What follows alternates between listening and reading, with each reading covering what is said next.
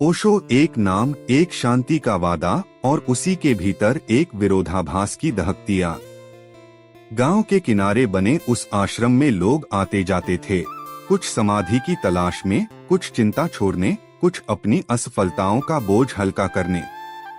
ओशो की नजरें हमेशा शांत रहती थीं, पर उनकी आंखों के अंदर एक अजीब तरह की तीव्रता थी, जैसे वे सब कुछ देख लेते हों, पर बोलने से पहले सबको अपने भीतर पका लेते हों। यह कहानी उस तीव्रता और विश्वास की है, और उस विश्वास के टूटने की, जब सबसे करीबी ही धोखा दे देते हैं। वह दिन किसी औरों की तरह नहीं था। सुबह की धूप कम तीखी थी, पंखों की धीमी आवाज, चाय के कपों की खनक और चारों ओर हल्की हल्की चर्चा। आश्रम के बाहर छोटे बड़े लोग अपनी अपनी परेशानियां लेकर आते, कुछ ने तर्क बांटे, कुछ ने श्रद्धा की माला। ओशो बगीचे की चौकी पर बैठे थे। उनकी कीलसी जमी मुद्रा, हाथ में एक पुरानी किताब और बैठे बैठे मुस्कुराहट जैसे किसी अंदरूनी खेल का हिस्सा थी। उनके आसपास कुछ सबसे करीबी अनुयायी थे, अमान, प्रिया और करण। अमान बचपन से ही ओशो का सबसे नजदीकी रहा था। वह सबसे भरोसेमंद अनुयायी, सेंस कैरियर जैसा, हर काम को अंजाम देने वाला। प्रिया आश्रम की मुख्य व्याख्याकार, उसकी मधुर वाणी लोगों के दर्द को छू जाती थी। करण धन और व्यवस्था संभालने वाला, बाहर से कठोर, भीतर से सॉफ्ट। वे तीनों इतने परखे हुए लगते थे कि कोई शंका भी कम ही उठती थी। कुछ महीनों से आश्रम के पास एक नए पैतृक नेत्र की तरह शहर के कुछ धनी लोगों की आना जाना बढ़ा था। उनके चेहरों पर दिखने वाला आकर्षण और चमक ने कुछ अनुयायियों के मन में लालच के बीज बो दिए थे। ओशो जानते थे कि संसार में लालच कभी कभी सबसे प्यारे रिश्तों को भी बदल देता है, पर उन्होंने किसी को इशारा नहीं किया। उनका विश्वास था कि सत्य की रोशनी में सब कुछ सरमथित होगा। पर विश्वास और वास्तविकता के बीच हर बार अंतर होता है, और वह अंतर अक्सर खतरनाक होता है। एक शाम जब चांद हल्का सा उभर आया और आश्रम में शांति थी, अमान ने ओशो से कहा कि कुछ जरूरी दस्तावेज बाह्य सदस्यों के पास छोड़ने होंगे, ताकि आने वाले कल में आश्रम के लिए बड़े प्रस्ताव लागू किए जा सकें।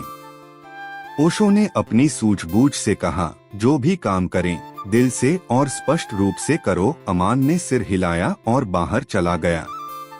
रिया ने चाय दी और फिर गायब हो गई। करण ने अनुशासन का नया नियम सुझाया, कुछ पैसों की व्यवस्था और नई बैठकों की व्यवस्था।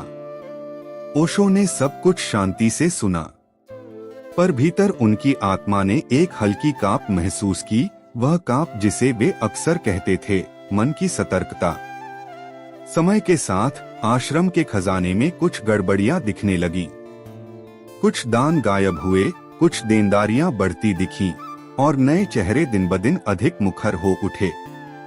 बाहर से आने वाले संपन्न लोग विलासिता लेकर आते, वे आश्रम को आगे बढ़ाने की शर्त पर बड़े पैमाने पर धन देने की बात करते। अमान और करण ने मिलकर कुछ समझौते किए, बाहर से मिलने वाले निवेश को ध्यान में रखते हुए। रिया ने लोगों को आश्वस्त किया कि सब अच्छा होगा, पर भीतर की हवा बदल रही थी। विश्वास के साथ बेपनाह लालच भी पनप रहा था। ओशो ने कई बार इशारे दिए, पर उन इशारों का अर्थ अक्सर समझ में नहीं आया। उनके पुस्तकालय के पन्नों पर लिखी कुछ बातें अमान के लिए व्यर्थ लगती थीं। रिया की व्याख्याएं सुनवाई की बजाय दिखावे का रास्ता लेने लगीं। करण की निर्णय क्षमता आदमियों की सिफारिशों से प्रभावित होने लगी। आश्रम के कुछ पुराने अनुयायियों ने शिकायत उठाई, पर उन्हें चुप कराने की कला बन गई थी। शांति बनाए रखने के बहाने सब कुछ दबा दिया गया। फिर एक रात अचानक सब कुछ उजागर हो गया। एक खोजी रिपोर्ट की तरह नहीं, बल्कि एक अंदरूनी से उठी अवसाद की आवाज थी जिसने सच सामने लाया। एक पुराने खाता धारक ने पर्चे निकाले, डॉनेश के कागजात, हस्ताक्षर और कुछ गुमनाम ट्रांजैक्शंस। ओशो के मन में एक अजीब शांति और दर्द साथ साथ फैला। उन्होंने स्वयं देखा कि कैसे उनके भरोसेमंद लोगों ने कुछ सौदे ऐसे किए थे जो आश्रम की आत्मा के खिलाफ थे।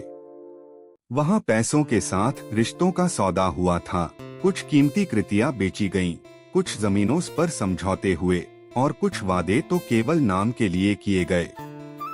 सबसे कठिन बात यह थी कि धोखे के पीछे जो मुस्कान थी वह सबसे अजीब तरह की थी, वही मुस्कान जो रातों को खामोशी में गूंजती थी।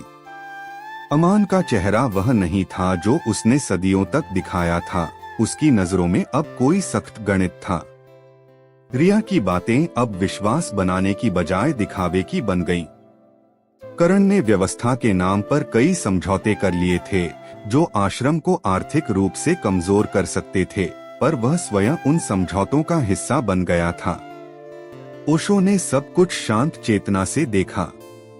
उनका दुख सवालों का था। क्या उन्हें गुस्सा आना चाहिए था? क्या वे अपने इन सब से नफरत करें? पर उनके भीतर कुछ और भी चल रहा था, समझने की एक गहरी प्रक्रिया। उन्होंने खुद से कहा, धोखा देने वाले लोग सगे ही क्यों होते, क्योंकि रिश्ता होना किसी भी इंसान के लिए रिझाने का मौका देता है। पर यह बुद्धि का ही कथन नहीं था, यह एक वास्तविक अनुभव था कि भरोसा कभी कभी ऐसे लोगों को बढ़ा देता है जो अपने स्वार्थ के कारण रिश्तों को दाग देते हैं।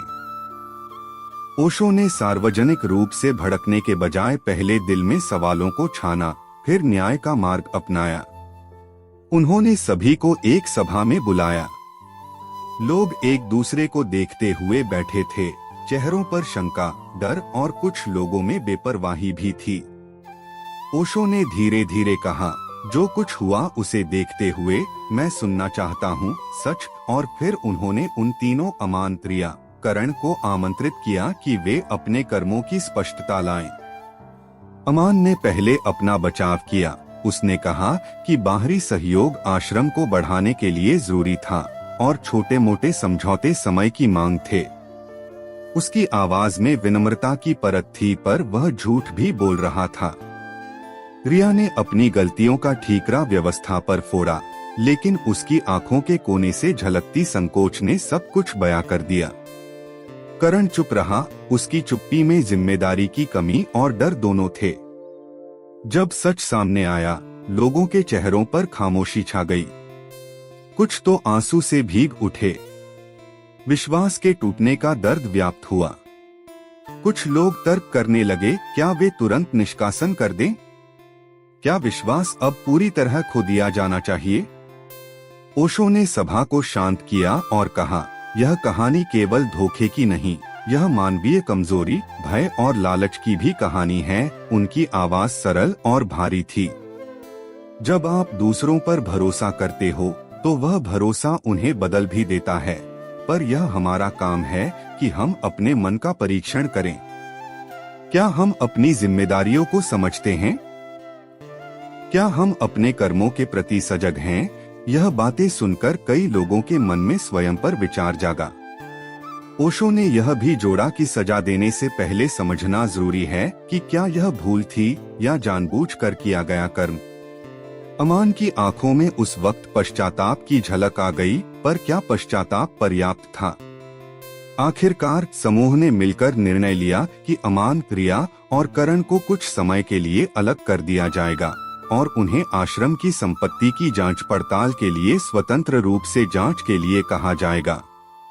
साथ ही उन्हें स्पष्ट रूप से कहा गया कि अगर वे सच्चाई स्वीकार कर लें और क्षतिपूर्ति करें तो उन्हें माफी दी जा सकती है।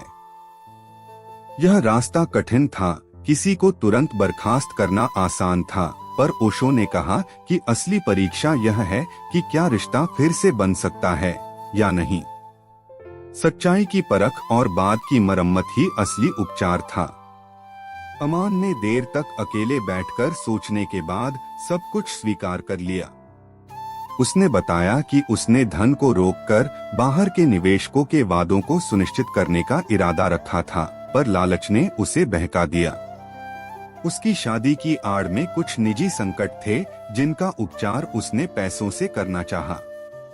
रिया ने भी अपने पैशन और प्रसिद्धि के बीच अपनी पहचान खोने की बात मानी। वह चाहती थी कि उसकी वाणी को और सुना जाए, पर उसने उपकरणों को भ्रष्ट तरीकों से हासिल करने की कोशिश की। करण ने अभिनय किया कि उसने केवल व्यवस्था संभाली, पर वह मान गया कि उसकी निर्णय प्रक्रिया बाहरी दबावों से प्रभावित हुई है। इन स्वीकारों में दर्द की सच्चाई थी और एक तरह का हल्का सा पारदर्शी रोना भी। माफी और पुनर्निर्माण आसान नहीं थे।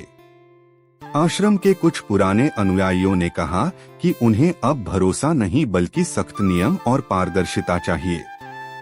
ओशो ने सभी की बात सुनी और फिर निर्णय लिया कि आश्रम में नई व्यवस्था होगी। हर वित्तीय लेन देन सार्वजनिक रिकॉर्ड में आएगा और कोई भी फैसला समूह की समीक्षा के बिना नहीं लिया जाएगा। साथ ही उन्होंने आत्मनिरीक्षण के नए सत्र आयोजित किए, जहां लोग अपने भय, लालच और कमजोरियों पर खुलकर चर्चा कर सकें। यह सब बदलाव किसी प्रहरी की तरह कठोर नहीं थे, वे सहानुभूतिपूर्ण और साधनपूर्ण थे। समय के साथ कुछ रिश्ते मरम्मत की दिशा में बढ़े, कुछ ने खुद को बदलने का रास्ता चुना। अमान ने अपनी गलती मानकर आश्रम की संपत्ति वापस की और उसने अपने भीतर का लालच समझकर सेवाओं की ओर ध्यान दिया। रिया ने अपनी वाणी को फिर से सच्चाई के साथ जोड़ने की ठानी। उसने अपने भीतर का दुख साझा किया और लोगों ने उसे सुनकर फिर से अपनी जगह दी। करण ने व्यवस्था के नाम पर हुई त्रुटियों का जिम्मा लिया और पूरी पारदर्शिता के साथ काम करना शुरू किया। पर ओशो जानते थे कि किसी भी रिश्ते का मरम्मत पूर्णतः आसान नहीं होता। इसकी आवश्यकता निरंतर सजगता और प्रेम की थी, न कि केवल अनुशासन की। कई लोग आश्रम छोड़कर चले गए, विश्वास टूटने पर उनकी दूरी स्वाभाविक थी। पर जो लोग रहे, उन्होंने सीखा कि धोखा किसी भी रिश्ते को परखता है, पर यही परीक्षा उन्हें मजबूत भी बना सकती है अगर वे सच का सामना करें। ओशो ने कहा, धोखा देने वाले चाहे सगे क्यों न हो, वे इंसान हैं, कमजोर, भयभीत, लालची। पर यह हमारे ऊपर निर्भर करता है कि हम उनकी कमजोरी को सजा दें या उन्हें सुधारने का मौका दें। उनकी यह वाणी कुछ लोगों के लिए दर्पण बन गई, दूसरों के लिए संतुलन का सूत्र।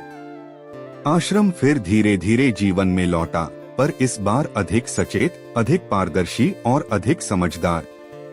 कहानी का अंत किसी नाटकीय सजा पर नहीं टिका, वह एक धीमी, मानवीय पुनर्निर्माण पर टिका। धोखा देने वाले चेहरे भी अब खुले खुले थे। उन्होंने अपने कर्मों का हिसाब दिया और उसे सुधारने का मार्ग चुना। आश्रम ने शिक्षा दी कि भरोसा जितना महत्वपूर्ण है, उतना ही आवश्यक है वह सावधानी भी जो हमें अंधविश्वास से बचाए। ओशो ने अंत में कहा, रिश्ते हमें आकाश की तरह ऊंचा भी उठा सकते हैं और धूल में भी गाड़ सकते हैं, पर अगर हम खुद को समझें तो हम किसी भी धोखे की आग में नहीं जलेंगे। यह सीख भारी थी पर जरूरी। कहानी यही बताती है कि चाहे कितने ही सगे क्यों न हो, लोग धोखा दे सकते हैं, पर धोखे के बाद उठना और सुधरना भी मनुष्य की सबसे बड़ी विशेषता है और वही असली जीत है।